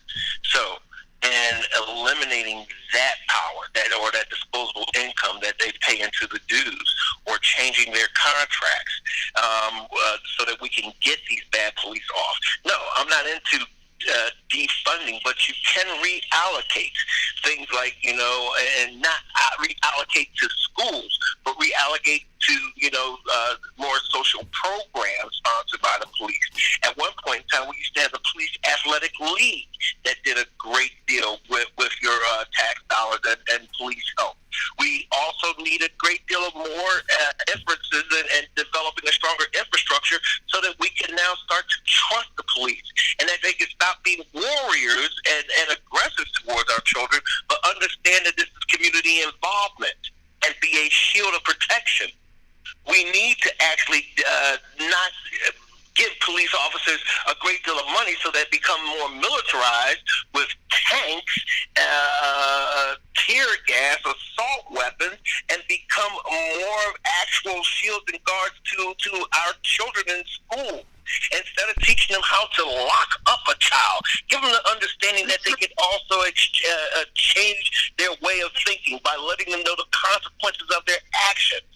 Get back to community policing instead of them being warriors just reacting. Three sentences too much. Oh, my bad. Thank you for cutting me off. So, in regards to defunding the police department, like you said, people are very confused as to defunding the police department means eliminating the police department. That's not what it means. What should happen is there should be an audit done on all police departments, depending on the city, some smaller, some larger. There is a misallocation of funds. And a lot of the funds in a lot of departments, top heavy, comes into salaries. Now, when you look at salaries in the police department, you're looking at people with longevity. There's some things that comes with longevity, and that's ingrained in some of them, racism. Some of those things need to be transitioned out, and we need to be honest about who they are and make it happen. The other thing in regards to defunding is that when you talk about military equipment and all of that type of stuff, the majority of that stuff is not personally funded through the police department funds. That's funded through a separate line item that specifically that can be purchased through state or government or army equipment, because we've done it in the township of Hillside. They've been, they sell all types of stuff. They sell tankers. They sell water cannons. They sell all kinds of stuff. So people shouldn't get caught up in, they're buying military stuff. They're not buying military guns and they ain't doing all that, because they're not selling that stuff to cities. But there are other equipment that they are buying, of course.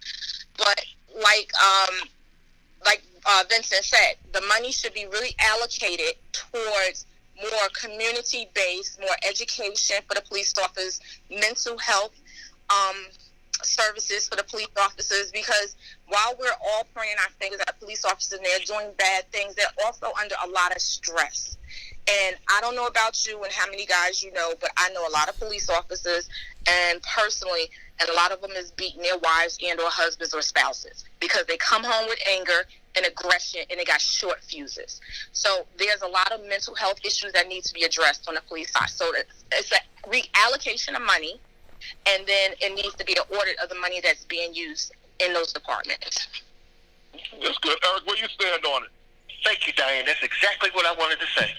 So I think that that you could certainly reallocate some money. I don't know how much, but I think that there should be an audit, of the police budgets. I do agree with what Vincent is saying. That the issue begins though with loosening the leverage that the union has to continue to promote behavior that that is in some cases criminal, right? So they need to do that. But yeah, I have no issue with defunding and reallocating in order to get to the root of the problem. Let's take this call. Hold on. Hello, caller. Hello. Hello? Yes. Is this Grandma Emma? Oh, yeah. I'm gonna have to call you back. I'm on the air right now doing a radio show. But give me a second, Okay. and I'll give you a call back. No problem with you. I think. Hello. Okay. Yeah. I'm calling. All right. So that's how I feel about that, Darren. I feel that they should definitely defund, and then use some of the money for other kinds of programs. Right. And I agree. And I agree with you about the unions because I've been having a lot of talk. Being a union guy, I've been having a lot of talk about union brothers and sisters. Some police officers as well. I'll be on a Zoom call tonight with some police officers as well, because their union contract in some states allow them to if Eric Dawson is a police officer in XYZ city, and he's part of this union, in our contract we'll have where after 2 years or 3 years or 5 years, we can throw away and eliminate any complaints and records against him and just throw them away, and nobody will know about it. That's actually right.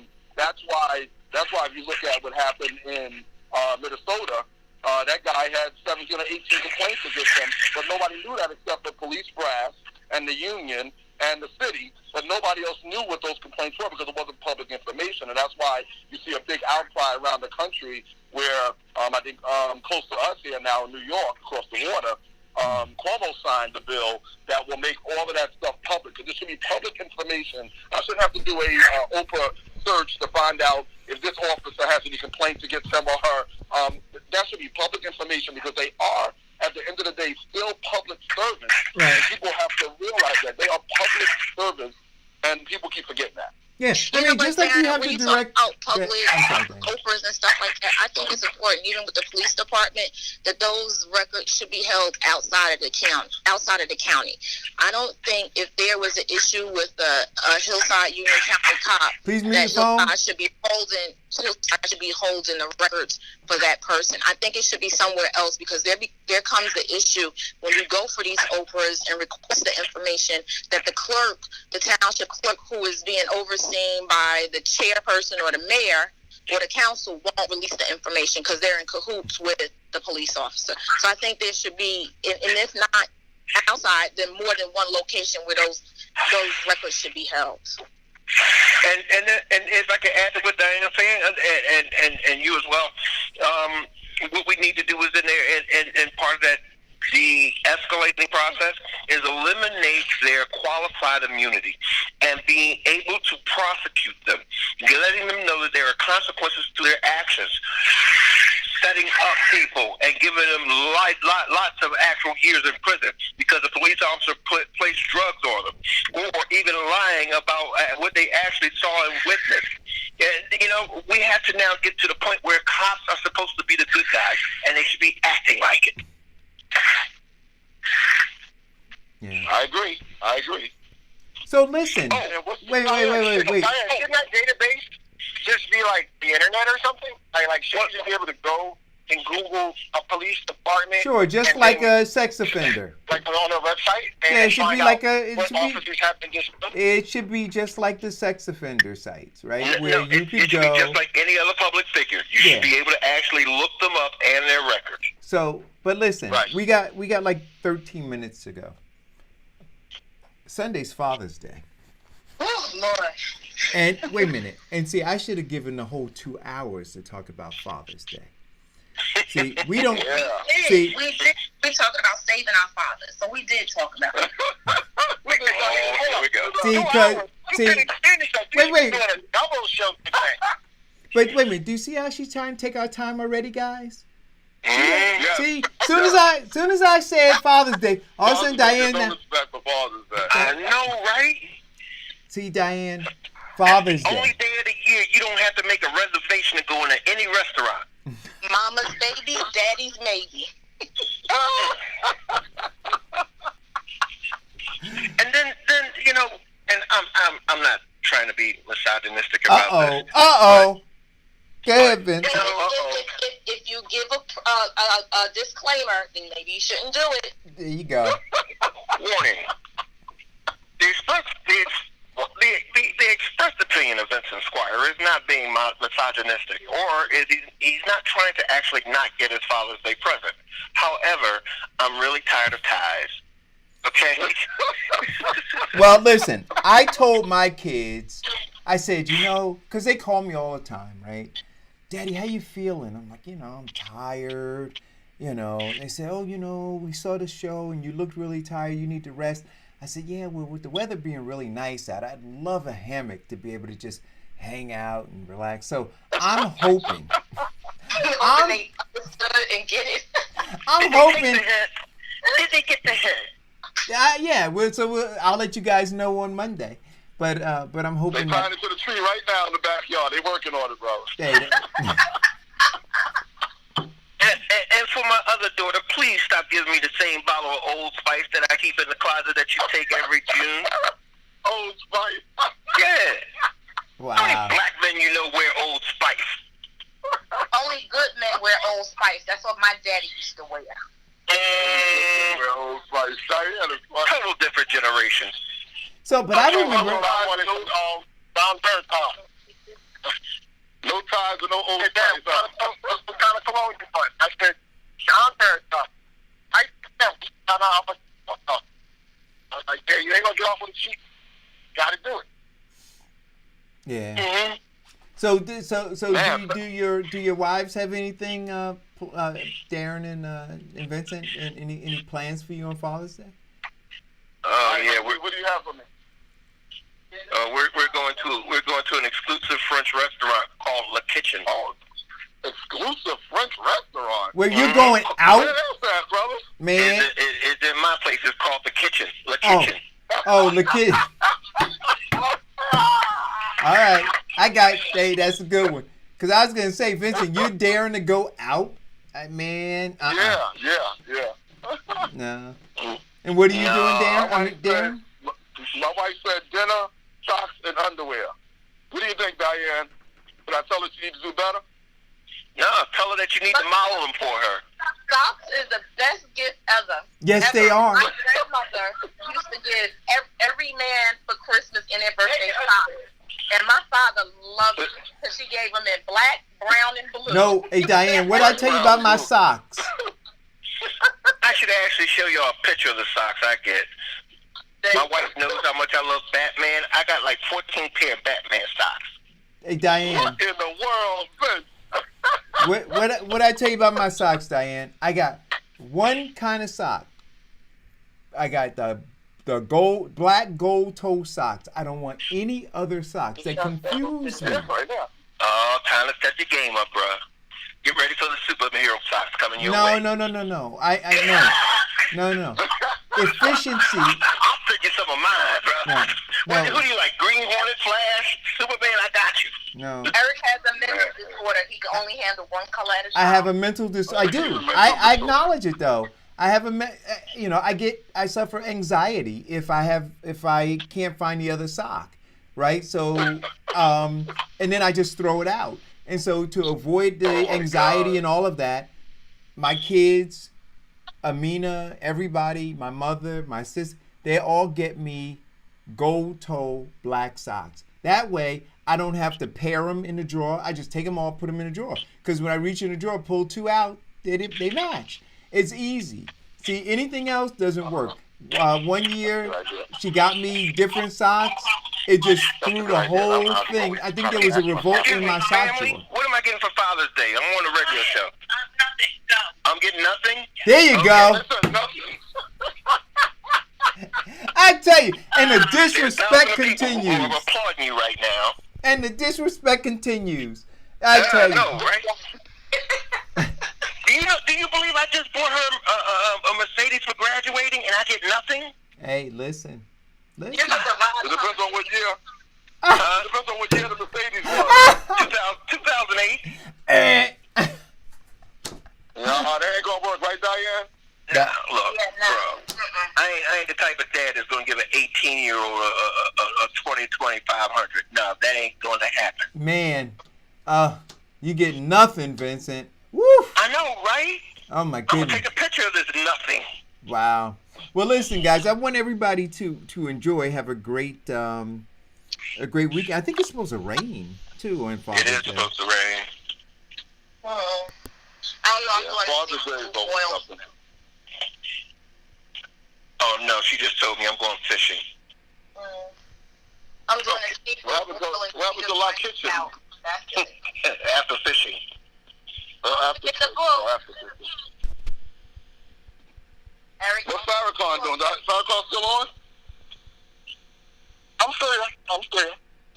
What do you get? Do you celebrate Father's Day, brother? I'm a father. You know, I've been caring for all damn years for the last 20 years. Yeah, I better get some. She called me. I was talking about that. She hit me with the cologne. I ain't no front. And I said, look, only cologne I like is John Veritas or Creed. And she called me back 10 minutes later after she found out how much they cost. She was like, for real, Dad? Better. That's it. You getting your dad, I was like, consider what I do for you and your mother, and I'm divorced from your mother. Okay? I better get a free damn piece. Matter of fact, I told her I want the whole bat. I said, you go up there, they're going to do you put your back, sit down, bird toss, first talk to, maybe do a thing. But I'm like, you're going to get, it comes with, I get a bag with it and everything. There you go. Get the whole collection. It comes with the whole The aftershave. toilet spray. I can't kid. But it's okay. It's all coming in the kit. It didn't stick there. But I told her, hey, you know what to do. So we all see. She better treat me right. It's her birthday in August. Hey, bro, that body wash is serious, though. When you get that set, that body wash is the bomb.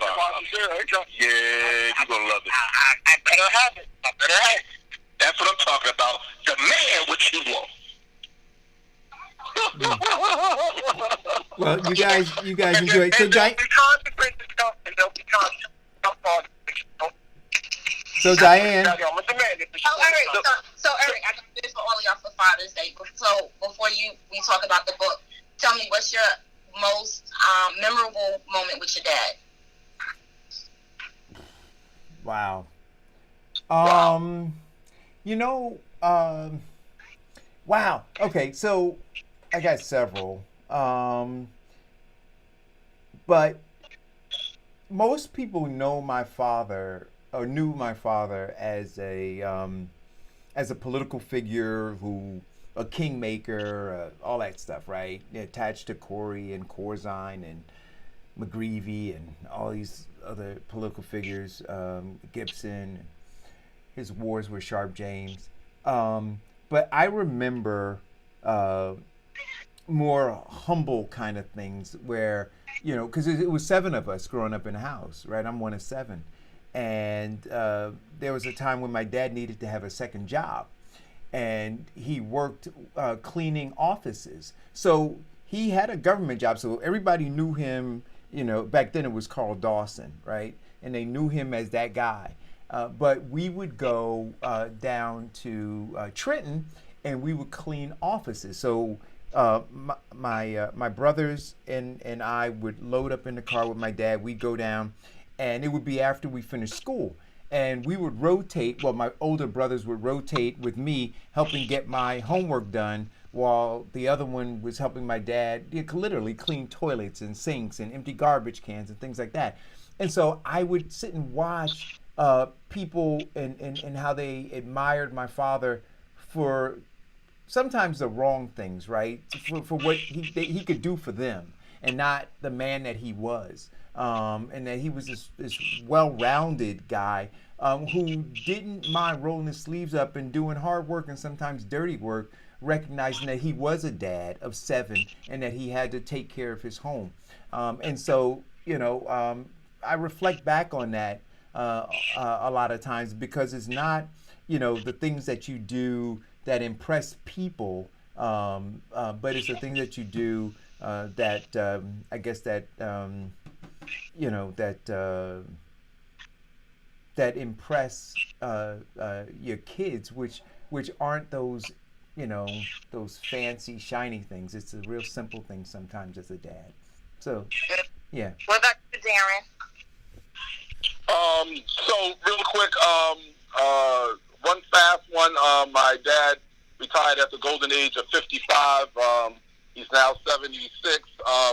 And then the really one that penetrates real strong is when back in 2004, when he and I got involved into real estate, and he riding by this house, he said, "Well, I bought that one, and I bought this one, and I bought that one." It gave him a sense of pride, and eventually we collectively owned about 15 houses between us, and it was really nice. So that was a great moment for me. Mm-hmm. Wow. Farrakhan? A road trip to South Carolina, where my father was born. We took a road trip. We had to go down there because they were trying to take a house from him that he had in South Carolina, saying that he had abandoned it. And come to find out they had put it up for sheriff's bail on his my aunt found out, from the paper, like, hey, your property's up here. Even though he paid his tax, he did everything. So we did this road trip, and it was like about a year before he died. And so it was probably the most time me and him had spent directly together, in my adult lifetime. Like, I was 30-something. And so that was just, 12 hours or whatever it is, down to South Carolina on driving and just talking and learning. And I had never been as an adult or at a memorable age to South Carolina, where he was from Toluca County and, down there. So just to be there with him and just look at his face as he remembered, right? Even though we didn't necessarily talk. I mean, he moved up from when he was sick. But you could see as we went through certain places what he remembered and what he liked and what he didn't. It was just an interesting time. My dad was, father of 6 kids, so he spent a great deal of time working. And, I knew of my dad as, of course, the disciplinarian, the leading guide of the family, the man's man that, other kids would want to come and talk to for advice. So when I got older, we decided that, and he retired, I decided to spend Mondays with him, and we would go out for lunch and spend the whole afternoon talking and getting to know him, the man. So it was like whatever he wanted, doing his favorite things, either shooting pool or fishing or just going to the movies. But it was in that quality time I actually got to know my father, the man, and in that knew how, he never really gave me that much. He wasn't like the overly affectionate guy, but he did express how much he loved me and how proud he was of me, and how he always, was always tough on me because he believed that I could make it and be something, that could be a huge contribution to society. So, I think it would probably be that one Father's Day that we went fishing. And, he was just so proud that I caught the biggest fish of the day. And he carried that bad boy all the way home to show everybody in the neighborhood. Cool. Nice. All right, guys. Well, yeah, when affirmative action was white. I'm going to finish it this weekend. Okay. Me too. Hopefully you'll have that hammock. You can lay in it and read it. Yeah, wouldn't that be nice? So I'm going to sit by the door, Diane, and as the FedEx truck goes by and the UPS truck goes by, I'm going to have my face pressed up against the window. The UPS truck going by, there's Eric's face against the window. Just pressed against the window. Yeah, just wait. So I'll let you guys know. I'll post a picture of it if it comes. I know that was wrong. I know the network and trying to use no FaceTime. Hey, you guys enjoy the weekend. Thank you guys for tuning in. Be safe. Vincent, what's our closing? Be safe. Be blessed. Have a happy Father's Day. And if it's God's will, we'll be all together again Monday expressing our views and opinions. There we go.